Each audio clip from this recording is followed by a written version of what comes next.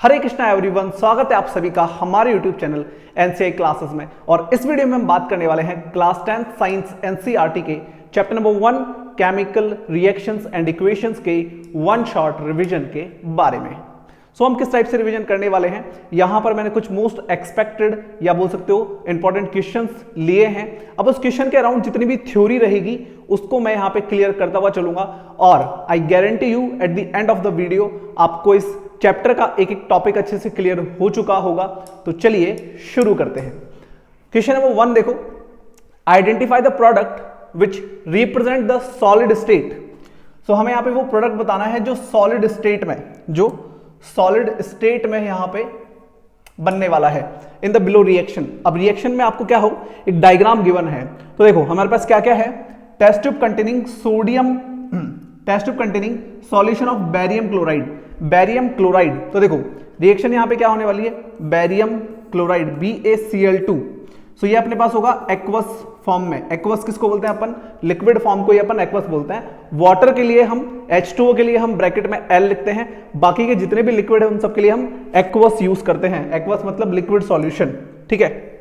हमारे पास इस test tube में क्या है, बैरियम क्लोराइड BaCl2 का सॉल्यूशन है, मतलब एक्वस सॉल्यूशन है। एंड अपन इसमें क्या ऐड कर रहे हैं, सोडियम सल्फेट यहां पे ऐड कर रहे हैं। सोडियम सल्फेट मतलब Na2SO4 यहां पर हम ऐड कर रहे हैं सॉल्यूशन के फॉर्म में। ये भी अपने पास क्या है, एक्वस फॉर्म है। नाउ जब ये दोनों रिएक्शन करेंगे तो देखो यहां क्या होने वाला है। अब थोड़ा सा रिएक्शन की डिटेल में चलते हैं, फोकस करेंगे, बहुत अच्छे समझेंगे कि यहां पे क्या होगा। देखो BaCl2, जब ये कंपाउंड अगर मैं अलग करता हूं इसको तो ये बनाएगा Ba2+ और ये बनाएगा 2Cl-। यहां पे ये दो आयंस फॉर्म हो जाएंगे, Ba2+ एंड 2Cl-। क्लियर है। नाउ अगर हम इसको सेपरेट करते हैं दो पार्ट्स में तो ये बनेगा 2Na+, और ये हो जाएगा SO4 2-, ठीक है।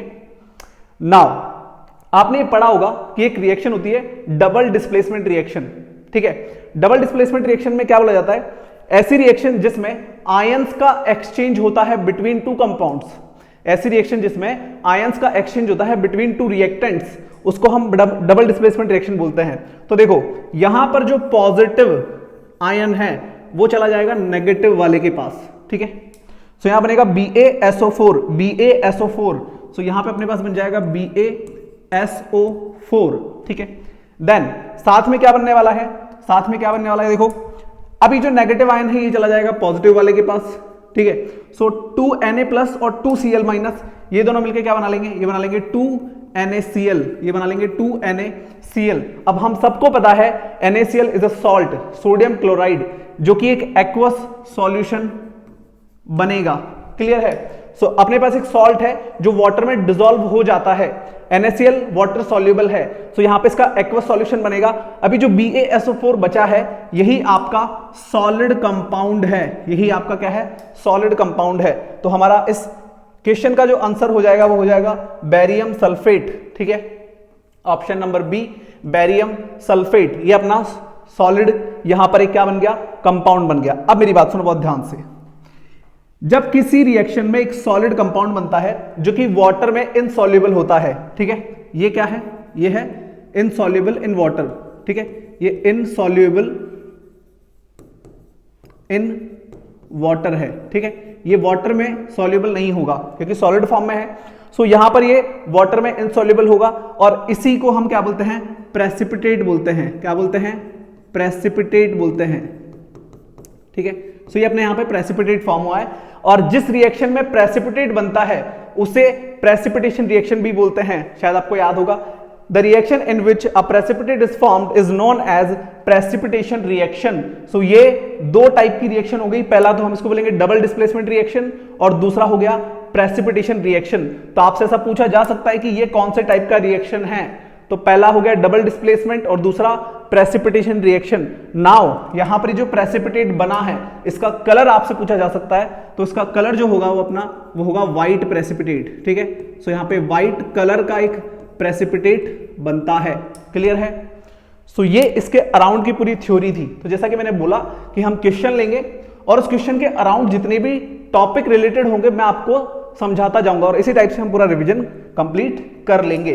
तो यहां पे हमने क्या बोला, ये कौन कौन से टाइप की रिएक्शन है, पहला तो ये हो गया डबल डिस्प्लेसमेंट रिएक्शन, ठीक है। तो एक तो ये डबल डिस्प्लेसमेंट रिएक्शन है और दूसरा ये हमारे पास प्रेसिपिटेशन रिएक्शन है, ठीक है, प्रेसिपिटेशन रिएक्शन है, ठीक है। सो इस रिएक्शन को हम दो कैटेगरी में डाल सकते हैं, first double displacement and second precipitation reaction. Clear है? आई होप आपको ये क्वेश्चन बहुत अच्छे से क्लियर हो गया होगा। चलो तो चलते हैं हम नेक्स्ट क्वेश्चन के ऊपर, तब तक जल्दी से आप इसे फटाफट राइट डाउन करेंगे।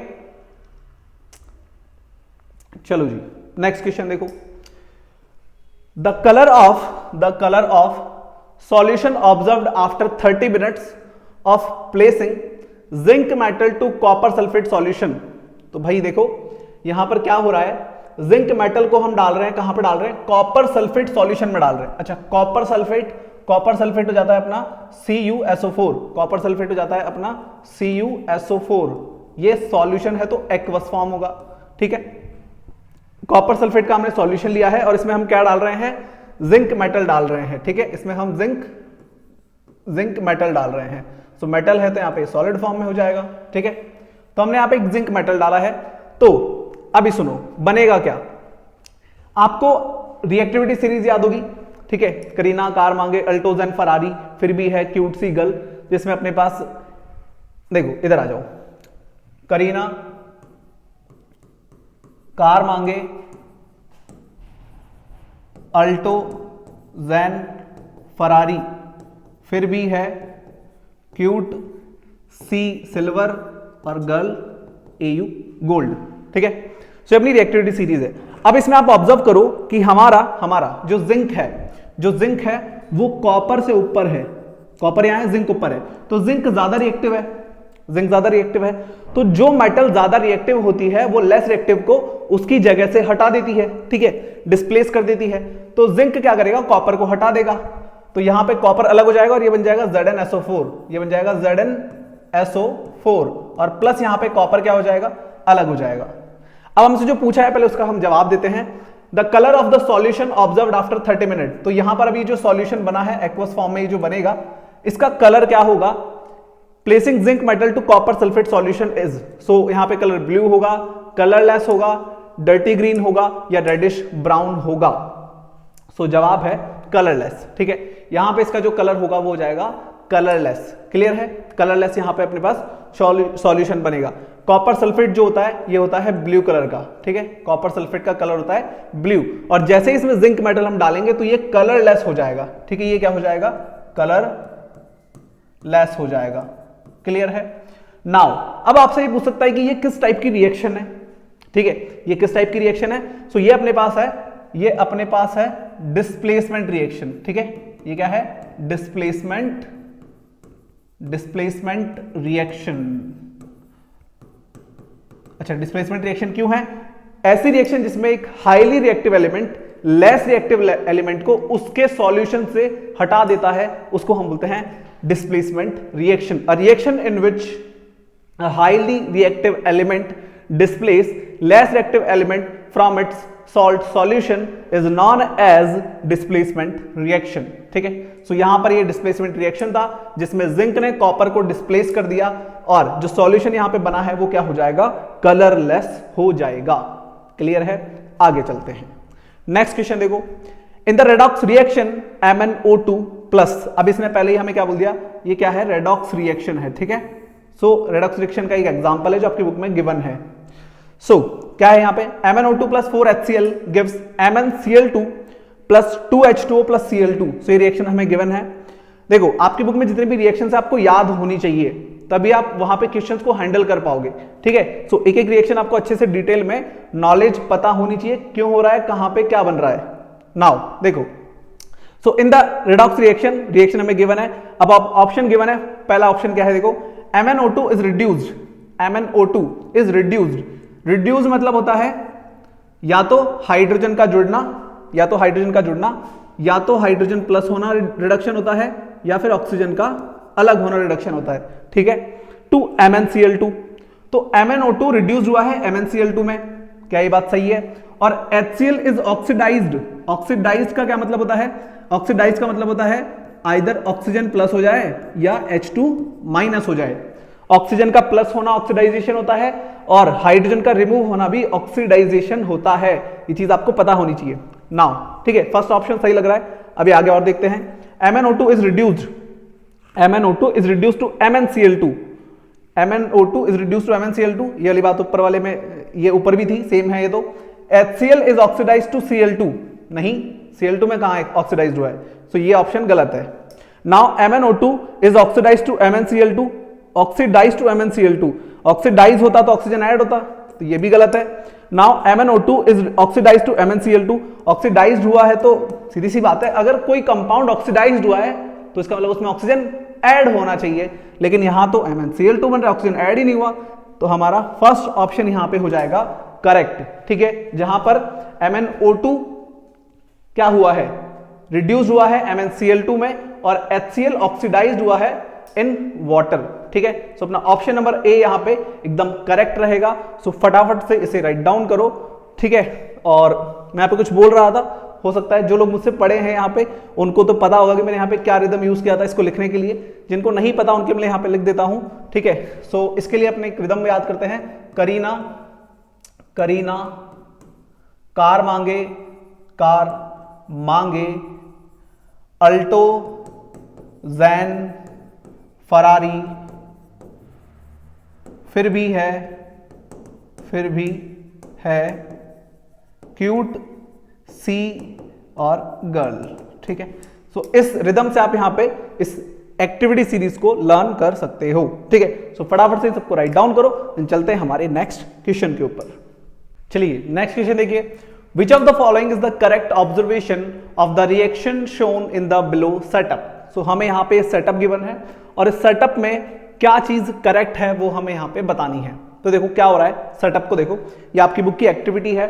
ठीक है, फर्स्ट वाली ही, जिसमें क्या है, अपने पास एक बर्नर है और एक मैग्नीशियम रिबन है, उसको हम बर्न कर रहे हैं। सो देखो मैग्नीशियम रिबन को, मैग्नीशियम रिबन, सो अपने पास मैग्नीशियम यहाँ पे एक मेटल है।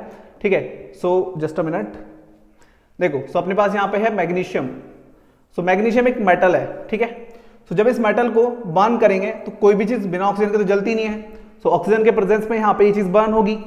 तो जैसे ही मैग्नीशियम ऑक्सीजन के प्रेजेंस में बर्न होगा तो यहाँ बन जाएगा मैग्नीशियम ऑक्साइड MgO। ठीक है, सो यहाँ पे देखो, यहाँ बनेगा 2MgO, सो यहाँ पे 2 लगाना पड़ेगा हमें। नाउ ये रिएक्शन हो गई बैलेंस्ड। तो अभी जो मैग्नीशियम ऑक्साइड यहाँ पे बना है, ये क्या है, ये एक व्हाइट ऐश है। ये क्या है, ये व्हाइट कलर का ऐश होता है। ठीक है, और ये कैसे जलता है, ये डेजलिंग फ्लेम के साथ जलता है। ठीक है, व्हाइट कलर की डेजलिंग फ्लेम के साथ यहाँ पे जलता है। तो आपसे ये भी पूछा जा सकता है। सो यहाँ पे क्या ऑब्जर्वेशन रहने वाला है, देखो first, brown powder of magnesium oxide is formed, नहीं व्हाइट ऐश है तो व्हाइट होता है, सो ये ऑप्शन गलत हो गया। Colourless gas which turns lime water milky is evolved, नहीं ऐसा कुछ नहीं है। Then magnesium ribbon burns with brilliant white light, हाँ ये सही हो सकता है। देन रेडिश ब्राउन गैस गलत है। ठीक है, सो ऑप्शन नंबर सी हम यहां पे इसके साथ जाने वाले हैं, क्योंकि मैंने आपको बताया कि यहां पे जो मैग्नीशियम रिबन होता है वो एक व्हाइट डेजलिंग फ्लेम के साथ जलता है, और लास्ट में एक जो ऐश बनता है वो बनता है व्हाइट कलर का।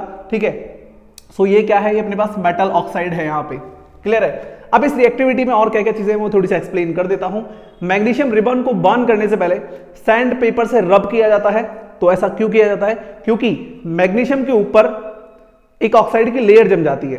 अब अगर हम बर्न करने से पहले उसे रब नहीं करेंगे तो वो कंप्लीटली बर्न नहीं हो पाएगा, इसीलिए उसे सैंड पेपर से रब किया जाता है, ताकि उसके ऊपर जो ऑक्साइड की लेयर है वो क्लीन हो जाए एंड देन वो प्रॉपर्ली बर्न हो जाए। ठीक है, नाउ तो ये क्या है, मैग्नीशियम ऑक्साइड है, तो एक तरीके से मेटल ऑक्साइड है। मेटल ऑक्साइड का जो नेचर होता है वो कैसा होता है, ये क्या है, ये एक मेटल ऑक्साइड है, ये एक मेटल ऑक्साइड है। मेटल ऑक्साइड का नेचर कैसा होता है, मेटल ऑक्साइड का जो नेचर होता है हमारा वो होता है बेसिक। ठीक है, metallic oxide are basic in nature, और नॉन मेटेलिक ऑक्साइड जो होते हैं वो कैसे होते हैं, एसिडिक इन नेचर होते हैं। क्लियर है। सो ये थी हमारी एक्टिविटी 1.21 जो आपकी बुक में गिवन है, और अपना ऑप्शन नंबर सी यहां पे करेक्ट हो जाएगा, magnesium ribbon burns with brilliant white light.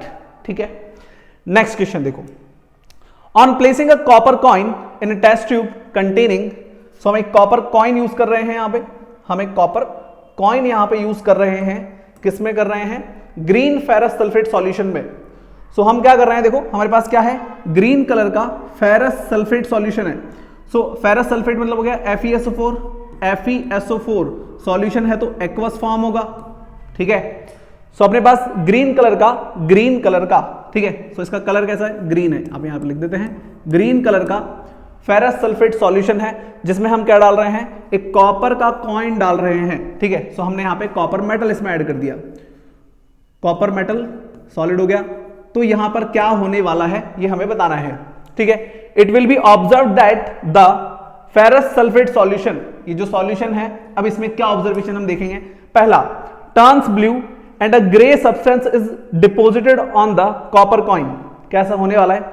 अब देखो इन ऑप्शंस पे बाद में जाना, पहले ये जो रिएक्शन यहां हो रही है इसको कंप्लीट करो। अगर इस रिएक्शन को आप कंप्लीट कर लेते हो तो आपको ऑप्शंस को सेलेक्ट करने में ज्यादा आसानी रहती है। तो देखो क्या यहां पर कुछ रिएक्शन होने वाली भी है, अभी पीछे आ जाओ, हमने अभी भी बात करी कि आपको ये रिएक्टिविटी सीरीज याद होनी चाहिए, वरना आप क्वेश्चंस में फंसोगे। क्लियर है, तो देखो आयरन कहां आ रहा है, आयरन आ रहा है ऊपर, ठीक है, और कॉपर कहां आ रहा है, कॉपर आ रहा है नीचे। तो जो लेस रिएक्टिव एलिमेंट है, क्या वो हाई रिएक्टिव एलिमेंट को डिस्प्लेस कर सकता है, नहीं कर सकता।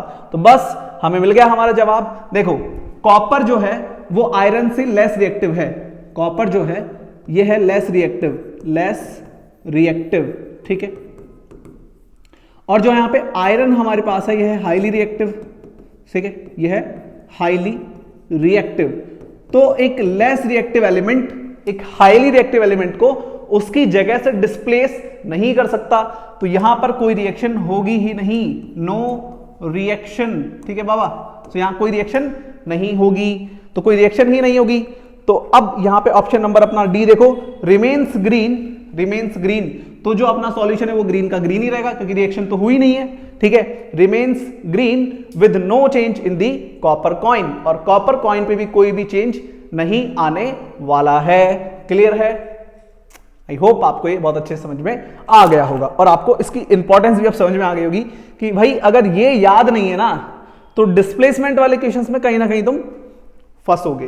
क्लियर है, तो चलो फटाफट से राइट डाउन करो, देन चलते हैं हमारे नेक्स्ट क्वेश्चन पे।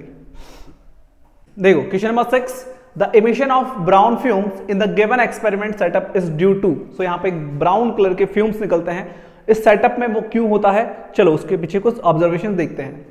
सो अपने पास क्या है यहां पे सेटअप, देखो एक टेस्ट ट्यूब है जिसमें क्या है, लेड नाइट्रेट है, लेड नाइट्रेट मतलब PbNO3 होल ट्वाइस। ठीक है, सो लेड नाइट्रेट अपने पास होता है PbNO3 होल ट्वाइस।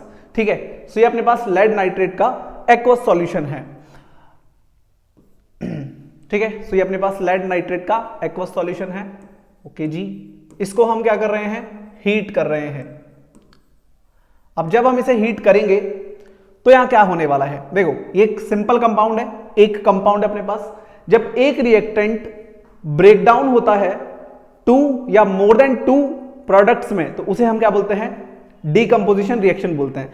सो यहां पर डीकंपोजिशन रिएक्शन होने वाला है, और उसमें भी 3 होते हैं। ठीक है, थर्मल डीकंपोजिशन, इलेक्ट्रोलाइटिक डीकंपोजिशन और फोटोलाइटिक डीकंपोजिशन। तो उसमें से जहां पे हीट जाती है उसे हम बोलते हैं थर्मल डीकंपोजिशन। तो एक थर्मल डीकंपोजिशन का एग्जांपल है जो आपकी बुक में गिवन है। अब यहां पे बनने वाला क्या है वो देखो, तो जब लेड नाइट्रेट को हीट किया जाता है तो यहां पे बनता है 2PbO लेड ऑक्साइड बनता है।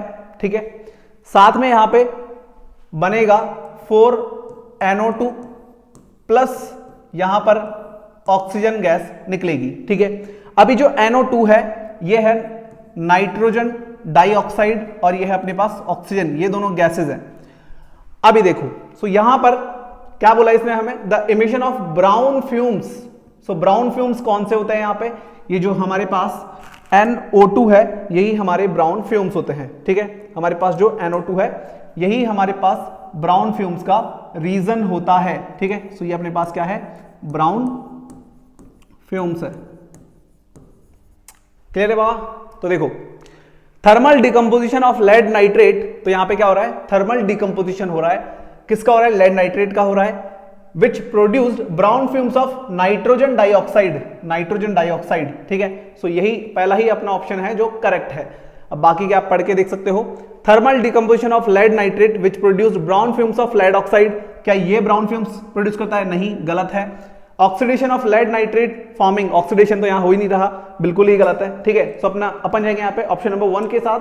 तो मैंने आपको पहले बता दिया था ये कैसा रिएक्शन है, थर्मल डिकम्पोजिशन है। 3 टाइप के अपने पास रिएक्शन होते हैं, थर्मल इलेक्ट्रोलाइटिक डिकम्पोजिशन जिसमें हम वाटर को ब्रेक डाउन करते हैं, जिसमें अपने पास 2 गैसेस बनती है H2 और O2, और लास्ट अपने पास होता है सिल्वर क्लोराइड और सिल्वर ब्रोमाइड का डिकम्पोजिशन, जो कि होता है बिकॉज ऑफ सनलाइट, जिसको हम बोलते हैं फोटोलाइटिक डिकम्पोजिशन। ठीक है, सो डिकम्पोजिशन के 3 अपने पास टाइप्स होते हैं जो मैंने आपको यहाँ पे समझा दिए। क्लियर है? सो यहाँ पे अपने पास ब्राउन फ्यूम्स किसका बनेगा, नाइट्रोजन डाइऑक्साइड का बनने वाला है। ठीक है, चलो जी आगे देखो, नेक्स्ट क्वेश्चन है अपने पास MnO2 plus XHCl gives MnCl2 plus YH2O plus ZCl2। अभी हमने क्वेश्चन नंबर 2 में इस रिएक्शन को लिया था, इस रिएक्शन पे हमने अभी सवाल किया था। ठीक है, सो अभी हमें यहाँ पे इसको क्या करना है, बैलेंस करना है। In order to balance the above chemical equation, अगर हम इस केमिकल इक्वेशन को बैलेंस करते हैं तो x, y और z की क्या वैल्यूज आने वाली है रेस्पेक्टिवली, हमें ये बतानी है। तो देखो कैसे शुरू करेंगे, देखो इधर यहां पर ऑक्सीजन कितने हैं, 2 है, सिर्फ इसमें इधर ऑक्सीजन है। ठीक है, सिर्फ इसमें इधर ऑक्सीजन है, और ऑक्सीजन की वैल्यू कितनी, इधर 2 है। अब यहां पर ऑक्सीजन जो है 2 बनाने के लिए मुझे इधर क्या करना पड़ेगा, y की जगह 2 लेना पड़ेगा। तो जैसे ही मैं यहां पे 2H2O लिखता हूं तो हाइड्रोजन कितने हो गए, 4 हो गए। जैसे ही मैंने यहां पे 2 लिखा, हाइड्रोजन कितने हो गए, 2 2 4 हो गए, और ऑक्सीजन 2 हो गए, तो ऑक्सीजन यहां पे बैलेंस हो गया। देन जैसे ही हमने यहां 2 लिखा तो 2 2 4 हाइड्रोजन, तो यहां पर क्या 4 लगा दूं, क्या यहां पर 4 लगा दूं, 4HCl, और जैसे ही मैंने यहां पे 4HCl लगाया तो 4 हाइड्रोजन हुए और 4 Cl हो गए। ये जो नंबर है 4, ये दोनों के लिए काउंट होगा। तो हाइड्रोजन 4 है और क्लोरीन भी 4 है, तो 4 क्लोरीन, क्या इधर 4 क्लोरीन है, हाँ सर, देखो Cl2 और Cl2 और Cl2 4 क्लोरीन बैलेंस है। इसका मतलब Z के आगे कुछ नहीं होगा, Z के आगे 1 हो सकता है बस, तभी तो Cl2 काउंट होगा। अगर मैंने इधर 2 लगा दिया तो 2 4 क्लोरीन तो इधर हो गए, और 2 ये, तो टोटल 6 क्लोरीन हो गए, तो क्लोरीन अनबैलेंस हो जाएगा। ठीक है, तो मेरे पास क्लोरीन तो 4 ही है, तो 2 क्लोरीन ये रहे, 2 क्लोरीन ये रहे, तो इसका मतलब Z की वैल्यू 1 होगी। ठीक है, सो अपना ऑप्शन हो जाएगा करेक्ट 4 2 1, 4 2 1, X की वैल्यू 4, Y की 2 और Z की 1। क्लियर है? बहुत अच्छा क्वेश्चन था ये। चलो जी, तो इसे राइट डाउन करो, देन चलते हैं हमारे नेक्स्ट क्वेश्चन के ऊपर।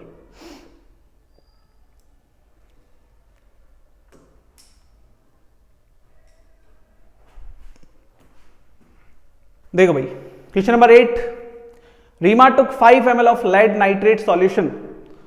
सो रीमा क्या कर रही है, अपने पास यहां पे लेड नाइट्रेट का सॉल्यूशन ले रही है। लेड नाइट्रेट अभी हमने बात करी थी, PbNO3 होल ट्वाइस प्लस दूसरा added approximately 4 ml of potassium iodide. Potassium iodide is known as Ki, potassium iodide Ki। ठीक है, इन दोनों को जब वो ऐड करती है तो यहां पे क्या बनने वाला है, क्या ऑब्जर्वेशन हम देखने वाले हैं। ठीक है, व्हाट वुड शी ऑब्जर्व, तो उसने क्या ऑब्जर्व किया, या व्हाट वुड यू ऑब्जर्व, आप क्या ऑब्जर्व करेंगे अगर आप ऐसा करते हैं तो देखो यहां पे क्या बनने वाला है। अगेन यहां पर जब ये अलग होगा सो ये हो जाएगा Pb2 प्लस और NO3 माइनस। ठीक है, और इसको हम अलग करेंगे तो यहां पर ये हो जाएगा अगेन वही K प्लस और I माइनस। तो अभी हमने आयंस के एक्सचेंज की बात करी थी, तो जब आयंस आपस में एक्सचेंज होते हैं तो डबल डिस्प्लेसमेंट रिएक्शन होता है, और डबल डिस्प्लेसमेंट रिएक्शन में एक प्रेसिपिटेट फॉर्म होता है। तो यहां पर जो प्रेसिपिटेट होगा उसका कलर क्या होगा, ये हमें यहां पे बताना है। तो देखो यहां पे क्या बनेगा, यहां बनेगा PbI2, यहां बनेगा PbI2 प्लस यहां बनेगा KNO3। ठीक है, ये अपने पास यहां पे फॉर्म हो जाएगा। नाउ ये जो KNO3 है ये तो है अपने पास एक्वस फॉर्म में, ठीक है, और ये जो PbI2 है यही अपने पास सॉलिड होता है, ठीक है, ये सॉलिड स्टेट में होता है, मतलब ये इनसॉल्युबल है और ये प्रेसिपिटेट है, तो इसका जो कलर होता है यहाँ पे होता है येलो कलर का प्रेसिपिटेट फॉर्म होगा। सो यहाँ पे एक येलो कलर का प्रेसिपिटेट फॉर्म होगा, द सॉल्यूशन टर्न्स रेड, बिल्कुल गलत है, ठीक है। दूसरा येलो प्रेसिपिटेट वाज फॉर्म्ड, ये हो गया अपना करेक्ट आंसर। सो यहाँ पे एक येलो कलर का प्रेसिपिटेट बनेगा जिसका नाम है लेड आयोडाइड, लेड आयोडाइड, ठीक है।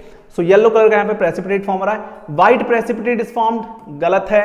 The reaction mixture becomes hot, गलत है, ठीक है। सो यहाँ पे डबल डिस्प्लेसमेंट रिएक्शन हुआ अगेन अपने पास एक सॉलिड बना है जो कि वाटर में इनसॉल्युबल होता है और इसलिए हम इसको प्रेसिपिटेट बोलते हैं। इस प्रेसिपिटेट का जो कलर है वो होगा येलो। आपके बुक में दो प्रेसिपिटेट गिवन है, पहला है व्हाइट और दूसरा है येलो।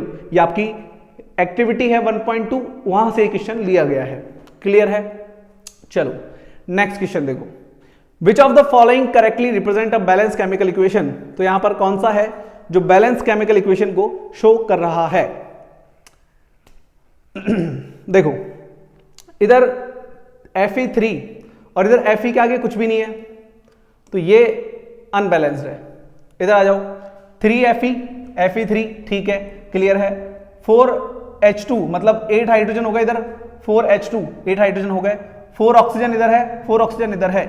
ये वाला ऑप्शन बिल्कुल करेक्ट है। इसमें जो भी एलिमेंट्स रिएक्शन होने से पहले हैं उनका नंबर और रिएक्शन होने के बाद जो प्रोडक्ट बना है उनमें एलिमेंट्स का नंबर इक्वल है। देखो ध्यान से, 3Fe, Fe3, तो 3Fe इधर है, 3Fe इधर है। 4H2, 4H2, तो इधर 4H2 मतलब 8 हाइड्रोजन है, इधर भी 8 हाइड्रोजन है। अभी जो 4 है वो ऑक्सीजन के लिए भी काउंट हो रहा है। सो यहाँ पे ऑक्सीजन कितने हैं, 4 है, और ये अपने पास O4। सो अपने पास ये वाला ऑप्शन बिल्कुल करेक्ट है, ये पूरा का पूरा बैलेंस्ड है, ठीक है। और देखो Fe3, 3Fe, ठीक है, यहाँ पे ये ठीक था। H2, अब इसमें ऑक्सीजन तो कहीं, चलो ऑक्सीजन बैलेंस है, लेकिन H2 इधर H2 ठीक है लेकिन ऑक्सीजन अनबैलेंस हो गया, ठीक है। हाँ इधर ऑक्सीजन अनबैलेंस है, इसलिए ये वाला ऑप्शन गलत है और ये वाला भी गलत ही होगा, ठीक है। तो अपना ऑप्शन नंबर बी यहां पे एकदम करेक्ट हो जाएगा।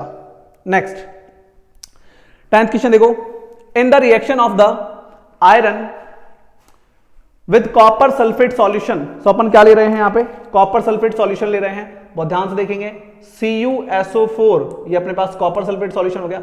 इसमें हम क्या ऐड कर रहे हैं, Fe ऐड कर रहे हैं।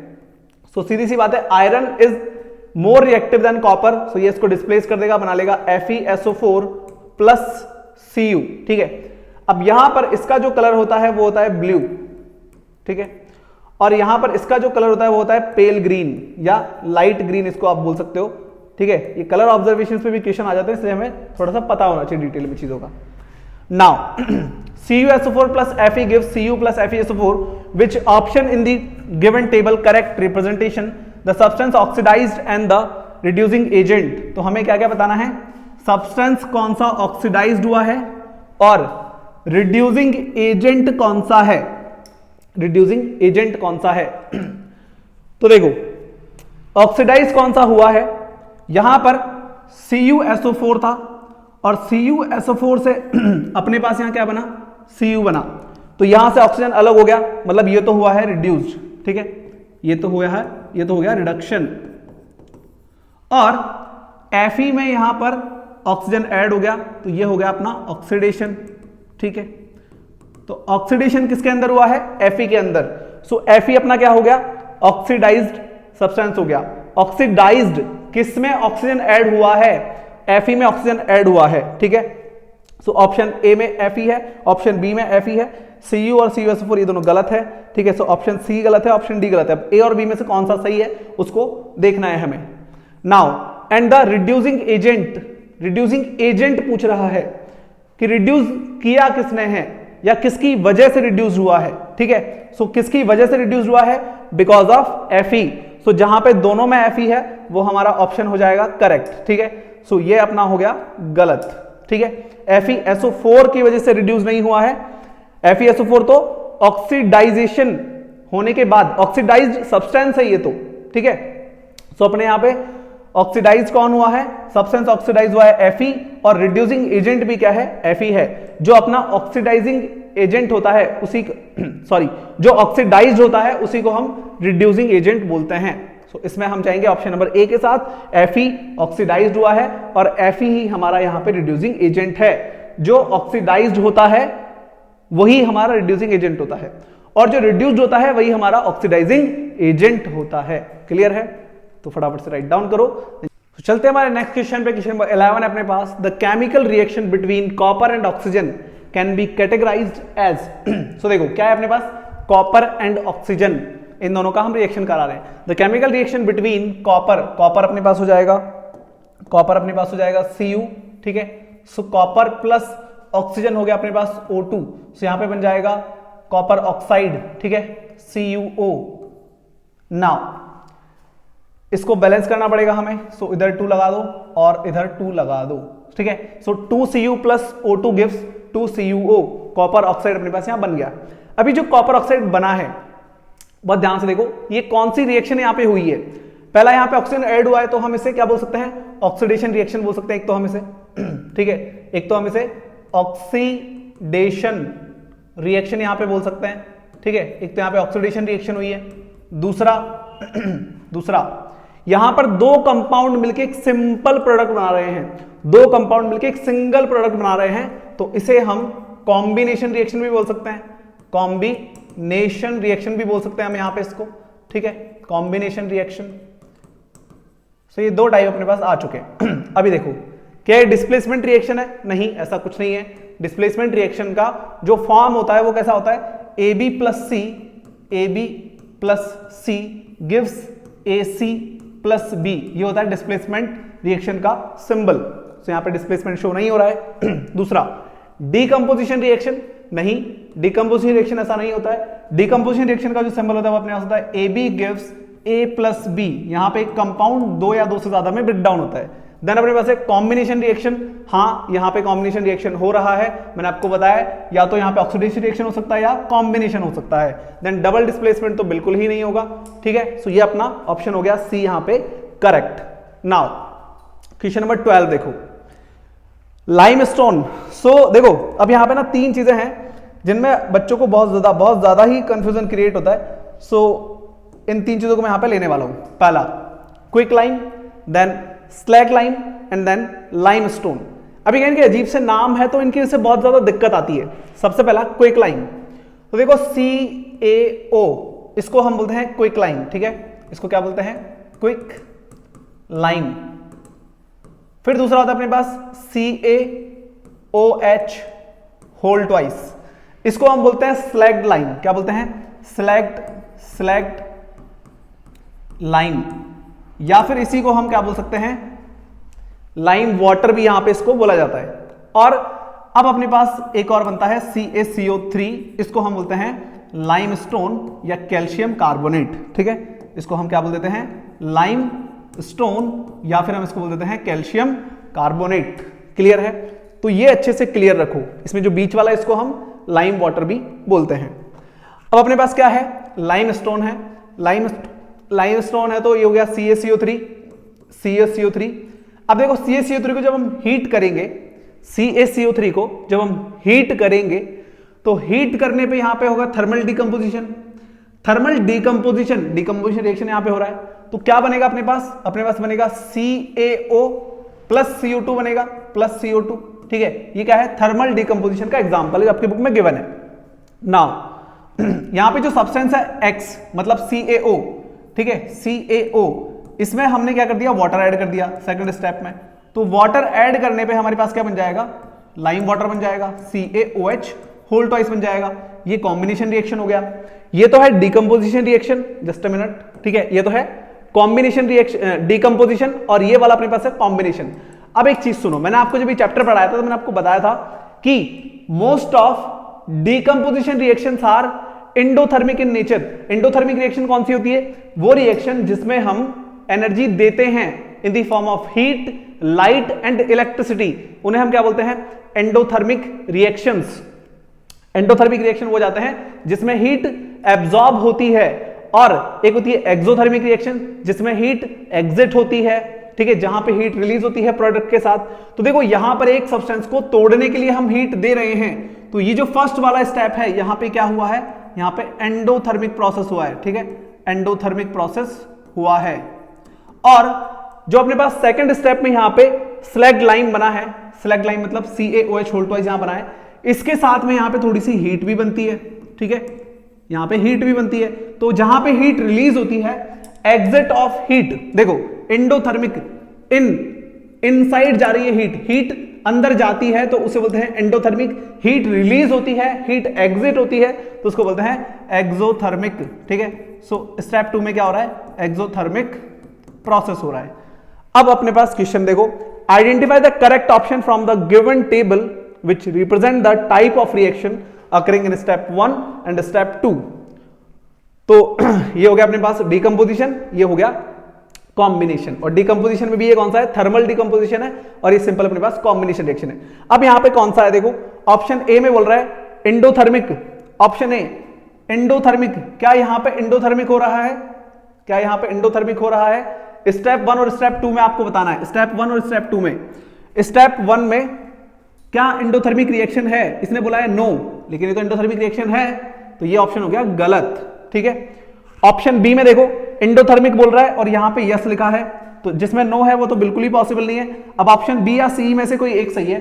भाई हमारा स्टेप 1 क्या है, एंडोथर्मिक है, तो एंडोथर्मिक में दोनों में यस लिखा है।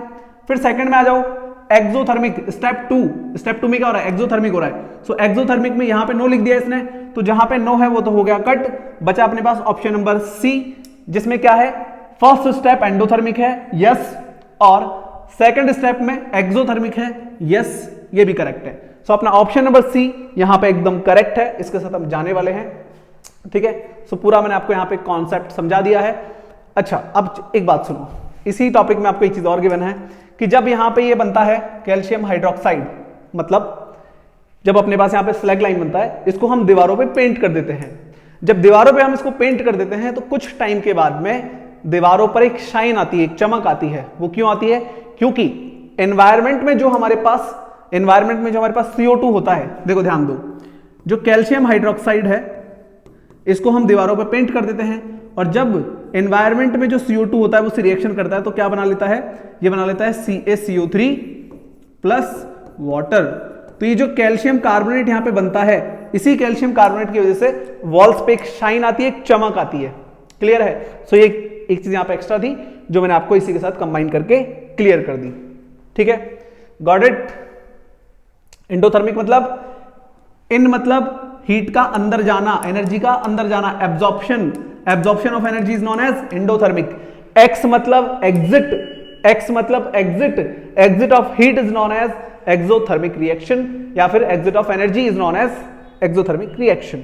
सो फटाफट से राइट डाउन करेंगे, then चलते हैं हमारे नेक्स्ट क्वेश्चन नंबर 13 पे। चलो फटाफट राइट डाउन करो। चलिए नेक्स्ट क्वेश्चन देखते हैं, question number 13, which of the following reactions is an endothermic nature. तो यहां पर हमारे पास ये जो ऑप्शन है 4, इसमें से कौन सा एंडोथर्मिक रिएक्शन है ये हमें बताना है। तो देखो पहला है एंडोथर्मिक, मतलब हो गया हीट का यहां पे एब्जॉर्प्शन होगा, एनर्जी यहां पे एब्जॉर्ब की जाएगी बाय द रिएक्टेंट, ठीक है। तो पहला बर्निंग ऑफ कोल, देखो जब आप कोल को बर्न करोगे तो वहां पर हीट रिलीज होगी, ठीक है। दूसरा decomposition of vegetable matter into compost, decomposition of vegetable matter into compost, ये एक एक्सोथर्मिक रिएक्शन है, ठीक है। तीसरा प्रोसेस ऑफ रेस्पिरेशन, ये भी एक्सोथर्मिक में आता है। लास्ट है decomposition of calcium carbonate, decomposition of calcium carbonate to form quicklime and carbon dioxide. So decomposition हो रहा है किसका, कैल्शियम कार्बोनेट का, CaCO3 का, किसमें हो रहा है, क्विकलाइन में, और साथ ही साथ कार्बन डाइऑक्साइड। सो ये अपने पास यहां पे ऑप्शन नंबर डी के साथ हम जाने वाले हैं। देखो बात सुनो मेरी, एंडोथर्मिक रिएक्शंस वो होते हैं जहां पर हीट एब्जॉर्ब होता है। तो लास्ट वाले ऑप्शन में देखो क्या बोल रहा है, डीकंपोजिशन ऑफ कैल्शियम कार्बोनेट। तो कैल्शियम कार्बोनेट होता है अपना CaCO3, ठीक है। इसको जब हम डिकंपोज करेंगे, अब डिकंपोज करने के लिए तो एनर्जी देनी पड़ती है, और जहां पर एनर्जी एब्जॉर्ब हो जाती है उसको हम एंडोथर्मिक बोलते हैं। तो यहां पर हम इसको देंगे हीट, जब हम इसको हीट प्रोवाइड करेंगे तो ये बना लेगा CaO प्लस CO2, और ये वाला आपका एग्जांपल गिवन भी है किसमें, डीकंपोजिशन रिएक्शन में। And most of decomposition reaction जो होती है वो कैसी होती है, एंडोथर्मिक इन नेचर होती है। क्लियर है। अब यहां पर जो मोस्ट कंफ्यूजिंग एग्जांपल यहां पे गिवन है वो है ये वाला, decomposition of vegetable matter into compost. बहुत ध्यान से सुन लो, decomposition of vegetable matter into compost is a exothermic process. Endothermic में मत लगाया ना। होता क्या है, जब हम पढ़ते हैं डीकंपोजिशन तो हमें लगता है कि यार डीकंपोजिशन तो एंडोथर्मिक में जाएगा, नहीं, गलत है। Decomposition of vegetable matter into compost is a exothermic process. ठीक है, सो ये कैसा प्रोसेस है, एक्सोथर्मिक प्रोसेस है। ठीक है, ये एक्सोथर्मिक प्रोसेस है। तो मैं कॉम्बिनेशन वाले टॉपिक में लास्ट एग्जांपल नंबर 4 शायद ये वाला है जो गिवन है। ठीक है, सो ये एक्सोथर्मिक है। और प्रोसेस ऑफ रेस्पिरेशन ये भी क्या है, एक्सोथर्मिक है। ठीक है, ये भी एक्सोथर्मिक है और ऊपर वाला भी एक्सोथर्मिक है। एक्सोथर्मिक क्योंकि यहां पे हीट रिलीज होती है आफ्टर द कंपोस्ट। ठीक है, सो ऑप्शन नंबर डी के साथ हम यहां पे जाने वाले हैं। तो ये बिल्कुल बहुत अच्छे से याद कर लेना कि decomposition of vegetable matter, decomposition सुनते ही दिमाग में कीड़ा आ जाता है कि ये तो एंडोथर्मिक होगा और वहीं पे फंस जाते हो तुम। ठीक है, so decomposition of vegetable matter is a exothermic process. तुम्हारी बुक में गिवन है, डिटेल में पढ़ सकते हो। Now process of respiration. तो देखो रेस्पिरेशन क्या होता है इसके बारे में डिटेल में बात कर लेते हैं थोड़ी सी। जो भी चीजें हम खाते हैं उसमें क्या होता है, कार्बोहाइड्रेट, फैट एंड प्रोटीन। तो जो कार्बोहाइड्रेट्स होते हैं वो ऑक्सीजन के प्रेजेंस में C6H12O6 ऑक्सीजन के प्रेजेंस में ब्रेकडाउन होकर हमारी बॉडी को एनर्जी प्रोवाइड करवाते हैं और उसी एनर्जी को हम हीट के फॉर्म में फील कर पाते हैं या हम उससे कुछ वर्क करते हैं। ठीक है, जैसे मैं भी आपको पढ़ा रहा हूं, तो क्यों पढ़ा रहा हूं, क्योंकि मेरी बॉडी में एनर्जी है। तो वो एनर्जी कहां से रिलीज हुई, because of respiration. So respiration में हीट रिलीज होती है, एनर्जी रिलीज होती है, इसलिए हम उसको क्या बोलते हैं, एक्सोथर्मिक प्रोसेस बोलते हैं। क्लियर है। नाउ नेक्स्ट क्वेश्चन देखो, calcium oxide reacts vigorously with water to produce slackline. So CaO plus H2O gives CaOH whole twice. So यहाँ पे लाइम वाटर अपने पास बन रहा है। ठीक है, अब यहाँ पे क्या क्या हो रहा है, this reaction can be classified as, तो इसको हम कौन कौन सी कैटेगरी में डाल सकते हैं। सबसे पहले कॉम्बिनेशन रिएक्शन। कॉम्बिनेशन रिएक्शन का जो सिंबल होता है अपना होता है A plus B gives AB। तो क्या यहाँ पे ऐसा हो रहा है, बिल्कुल सर, इसको A मान लो, इसको B मान लो, ये AB बन गया। तो यहां पर ये कॉम्बिनेशन रिएक्शन है। तो ऑप्शन नंबर ए कहां है, डी में है, सी में है और ए में है। ठीक है, तो ए भी आंसर हो सकता है, सी भी हो सकता है और डी भी हो सकता है। अभी हम कंफर्म नहीं है किसमें होगा। अभी देखो नेक्स्ट एक्सोथर्मिक रिएक्शन। सो हां, यहां पे जब ये रिएक्शन होती है तो हीट निकलती है। ठीक है, हीट निकलती है भाई यहां पे, जस्ट अ मिनट। ठीक है, सो जब ये रिएक्शन होती है तो यहां पे हीट निकलती है। तो जब हीट रिलीज हो रही है तो ये एक्सोथर्मिक भी होगा। सो ए और बी जिस ऑप्शन में वो हमारा सही है। So A and B option number D में आ रहा है। ठीक है, सो ये जो रिएक्शन है वो कॉम्बिनेशन भी और साथ में एक्सोथर्मिक भी है। Most of combination reactions are exothermic in nature and most of decomposition reactions are endothermic in nature. इसको लर्न कर लो, आधे से ज्यादा कंफ्यूजन वहीं क्लियर हो जाएगा। नाउ क्वेश्चन नंबर 15 देखो, when hydrogen sulphide gas is passed through a blue solution of copper sulfate, a black precipitate of copper sulfide is obtained and the sulfuric acid so formed remains in the solution. The reaction is an example of first combination, then displacement, decomposition और double displacement. तो देखो क्या हो रहा है, the reaction between hydrogen sulphide gas. तो अपने पास एक तो हाइड्रोजन सल्फाइड गैस है। ठीक है, हाइड्रोजन सल्फाइड गैस है मतलब H2S। ठीक है, हाइड्रोजन सल्फाइड गैस है। दूसरा अपने पास क्या है, blue solution of copper sulphate, so CuSO4 copper sulphate, ये अपने पास है। अब black precipitate of copper sulphide, तो black precipitate of copper sulphide is obtained and sulphuric acid, sulphuric acid क्या हो जाएगा अपना H2SO4। ठीक है, सल्फ्यूरिक एसिड हो गया अपना H2SO4 और साथ में क्या बन जाएगा अपने पास, कॉपर सल्फाइड Cu2S। ठीक है, Cu2S ये अपने पास यहां पे फॉर्म हो जाएगा। तो देखो सॉरी Cu2 बनेगा। ठीक है, Cus बनेगा कॉपर सल्फाइड। सो ये अपने पास ये बन रहा है। क्लियर है। तो जब ये बन रहा है अपने पास, तो इसमें क्या हम देखने वाले हैं, the reaction is an example of, तो कॉम्बिनेशन रिएक्शन नहीं, कॉम्बिनेशन का जो सिंबल होता है a plus B gives AB, लेकिन यहाँ पे A भी नहीं बन रहा है, यहाँ पे दो अलग अलग कंपाउंड बन रहे हैं, तो कॉम्बिनेशन तो ये नहीं हो सकता। दूसरा डिस्प्लेसमेंट, डिस्प्लेसमेंट का सिंबल ऐसा नहीं होता, डिस्प्लेसमेंट का जो सिंबल होता है, देखो ये जो सिंबल है वो है AB plus CD gives AC plus BD, ये इस टाइप का सिंबल है। और ये जो सिंबल होता है ये होता है अपना डबल डिस्प्लेसमेंट रिएक्शन का, तो अपने पास हम जाएंगे ऑप्शन नंबर डी के साथ, क्योंकि ये डबल डिस्प्लेसमेंट रिएक्शन है, डिस्प्लेसमेंट ये नहीं हो सकता, और डीकंपोजिशन तो बिल्कुल नहीं हो सकता, क्योंकि यहाँ पे दो कंपाउंड है। डीकंपोजिशन किसको बोलते हैं, when a single reactant break down in 2 or more than 2 products is known as decomposition reaction, ठीक है। और डिस्प्लेसमेंट तो वैसे ही नहीं हो सकता, सो अपन जाएंगे ऑप्शन नंबर डी के साथ, double displacement reaction is here, ठीक है। सो यहाँ पे डबल डिस्प्लेसमेंट रिएक्शन हो रहा है, तो फटाफट से इसे राइट डाउन करो। चलते हैं क्वेश्चन नंबर 16 में, आगे बात करते हैं हम क्वेश्चन नंबर 16 के ऊपर, और नेक्स्ट क्वेश्चन है हमारे पास, in a double displacement reaction as the reaction between sodium sulphate मतलब Na2SO4 sodium sulphate plus barium chloride BaCl2 gives, ये दोनों हमारे पास एक्वस सॉल्यूशन है, क्लियर है, क्या है, एक्वस सॉल्यूशन है, मतलब लिक्विड फॉर्म में है। Exchange of atoms take place, तो देखो यहां पे क्या हो रहा है, ये जब सेपरेट करोगे आप इसको, तो इसको हमने स्टार्टिंग में ही समझा था, ठीक है, फर्स्ट क्वेश्चन या सेकंड क्वेश्चन शायद हमने इसी के बारे में बात करी थी। तो यहां पे अपने पास बनेगा BaSO4 प्लस 2NaCl, ठीक है, इस रिएक्शन को हम ऑलरेडी समझ चुके हैं अभी। सो ये तो हो गया अपने पास एक्वस, और ये होता है अपने पास सॉलिड फॉर्म में, ठीक है, जो कि यहां पे एक व्हाइट कलर का प्रेसिपिटेट है। अभी now exchange of atoms take place, बिल्कुल सही बात है, ठीक है। Exchange of ions take place, sorry ये वाला करेक्ट है, ये वाला करेक्ट है, ठीक है, ये नहीं होगा, आयंस का यहां पे एक्सचेंज हो रहा है, ठीक है। और प्रेसिपिटेट इज प्रोड्यूस्ड, हाँ यहां पे एक प्रेसिपिटेट बनता है, इसका कलर होता है white, insoluble salt is produced, the correct option is B and C, जिसमें आ रहा है वो हमारा ऑप्शन सही है, B and C, insoluble salt is produced, so B and C, देखो बी और डी गलत, ए सी गलत, ओनली बी गलत है, क्योंकि सी ऑप्शन भी यहां पे करेक्ट है। सो हम जाएंगे ऑप्शन नंबर डी के साथ, ठीक है। सो यहां पे इनसॉल्युबल सॉल्ट इज प्रोड्यूस्ड, देखो प्रेसिपिटेट मतलब क्या होता है, वो सॉलिड जो वाटर में इनसॉल्युबल होता है, ठीक है। सो ये वाला ऑप्शन भी यहां पे हम लेंगे, an insoluble salt is produced, precipitate insoluble ही तो होता है भाई, तभी तो वो सॉलिड है, ठीक है, क्लियर है।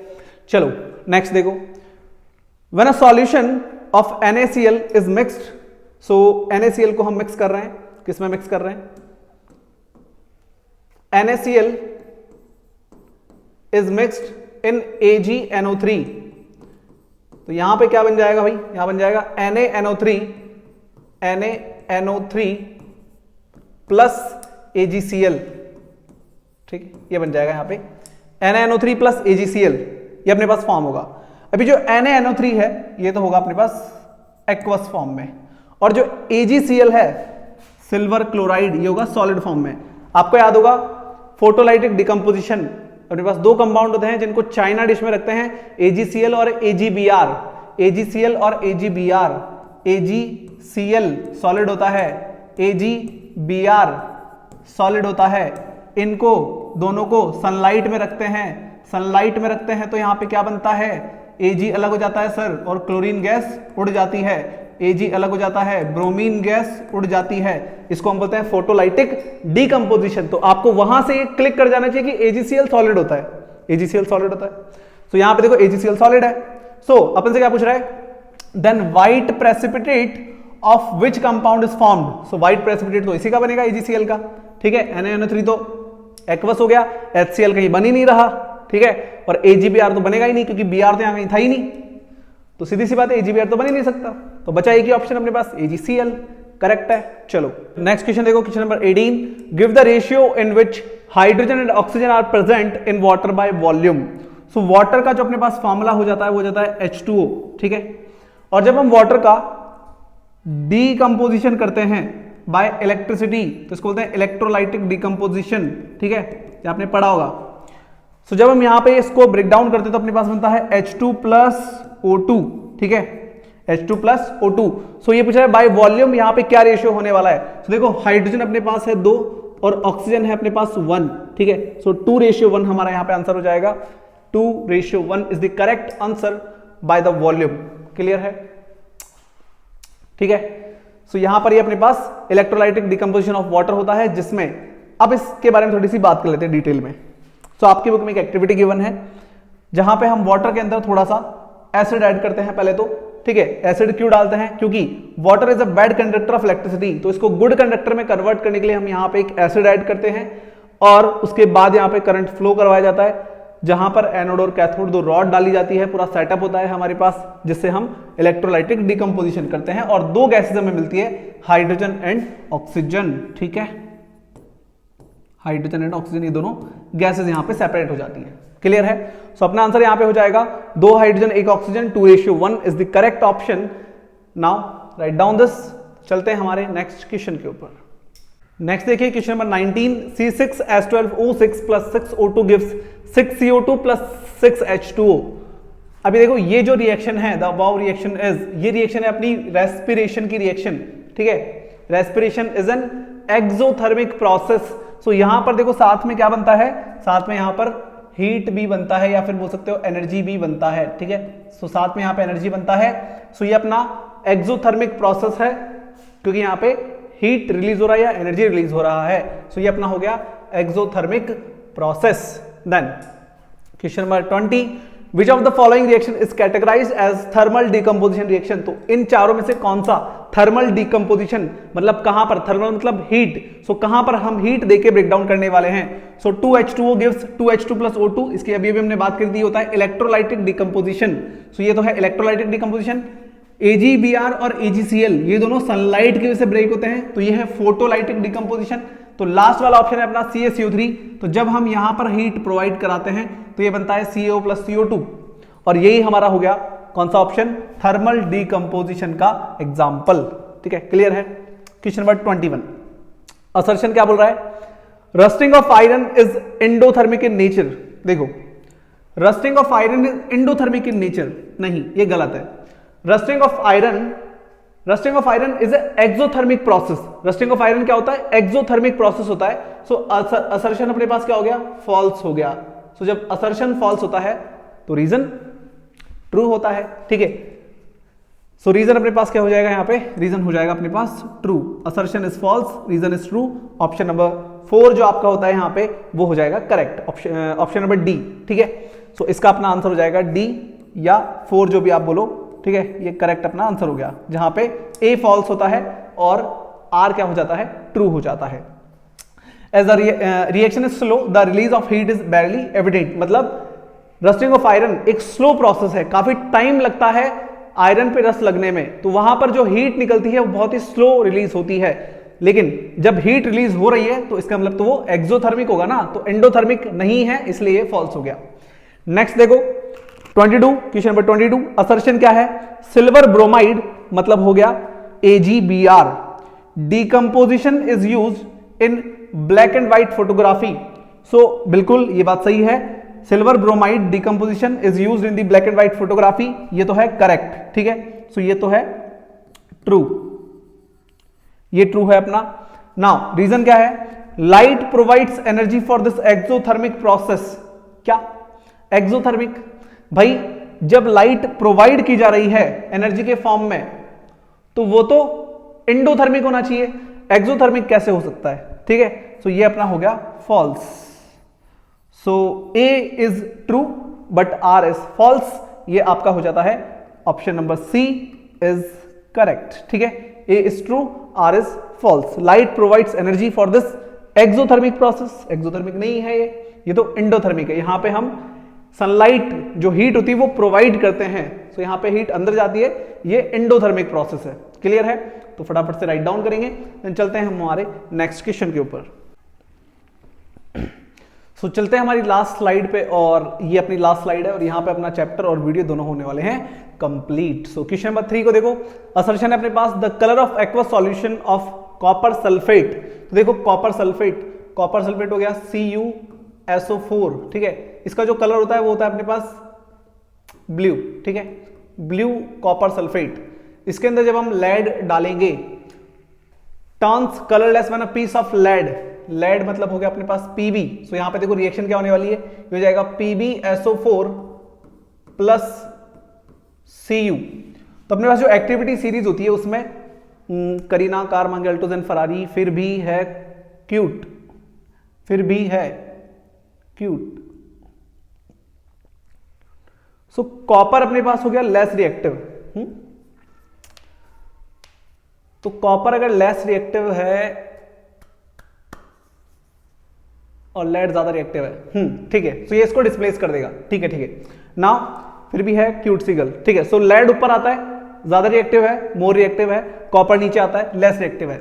सो highly reactive element less reactive element को उसके से हटा देगा, तो ये कौन सा टाइप का रिएक्शन हो गया, ये हो गया अपना डिस्प्लेसमेंट रिएक्शन, ठीक है, ये हो गया अपना डिस्प्लेसमेंट रिएक्शन। नाउ सो यहां पे जो सॉल्यूशन है वो कैसा हो गया, कलरलेस हो गया, ये ऐसा बोल रहा है, ठीक है, ये हो गया कलरलेस, ठीक है। नाउ सो अपना असर्शन क्या यहां पे करेक्ट है, बिल्कुल असर्शन यहां पे करेक्ट है अपना, ये है ट्रू, ठीक है, ये ट्रू है। जब लेड को ब्लू कॉपर सल्फेट में डाला जाता है तो जो यहां पे लेड सल्फेट का सॉल्यूशन बनेगा वो कलरलेस होगा, ये हो गया ट्रू। रीजन क्या है इसका, lead is more reactive than copper, बिल्कुल सही बोल रहा है, and hence displace copper from its salt solution, ये भी ट्रू है। A and R is true and R is correct explanation of A. So option number A के साथ मैं यहां पे जाऊंगा, option number A is correct answer, जहां पे A and R both is true and R is correct explanation of ए, ठीक है, डन। नेक्स्ट देखो assertion, after white wash, after white wash a shiny white finish on walls is obtained after 2 or 3 days, बिल्कुल correct है, ठीक है।